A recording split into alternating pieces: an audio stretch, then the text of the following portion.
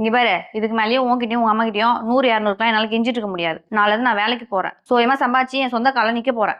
எதுக்கு தேவையில்லாம வேலைக்கெல்லாம் போயின்னு வீட்டில் இருக்கிற வேலையை மட்டும் பார்த்துட்டு ஜாலியாக இருக்கலாம்ல.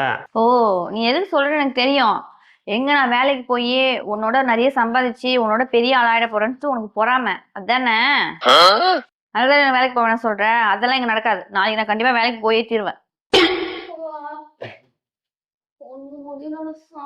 என்ன வேலைக்கு போயிட்டு வந்துட்ட போல, ஜாலியாக இருந்ததா? அது ஏன் கேட்குற? வேலைக்கு ஜாயின் பண்ண முதல் நாள் கூட பார்க்காம அந்த டிஎல் 5-6 ஃபைல் எடுத்து வந்து என்கிட்ட கொடுத்துட்டான். 2 ஃபைல் தான் பார்த்துருந்தான். அதுக்குள்ளே மதியானம் ஆயிடுச்சு. அதுக்குள்ளே அவன் வந்து இன்னும் இம்ம நேரம் ஆகுது 2 ஃபைல் தான் பார்த்துருன்னு கண்ணா பின்னான்னு திட்டுறான். சரி மதியானம் தான் ஆயிடுச்சேன்னு லஞ்சு சாப்பிட்லான்னு உட்காந்தேன். அதுக்குள்ளே அந்த மேனேஜர் சொட்ட தலையை வந்து டைமுக்கு வேலையை மட்டும் முடிக்க மாட்டீங்க, டைமுக்கு சாப்பிட மட்டும் வந்துருங்களான்னு கண்ணா பின்னான்னு கண்ட மெனிக்கு திட்டுறான். நம்ம வீட்டில் நான் என் இஷ்டத்துக்கு வேலை செஞ்சுக்கின்னு நினச்ச நேரம்லாம் சீரியல் பார்த்துக்கின்னு ஜாலியாக படுத்துக்கின்னு இருப்பேன். அங்கே நடனா 2 நிமிஷம் கூட ஃப்ரீயாக உட்கார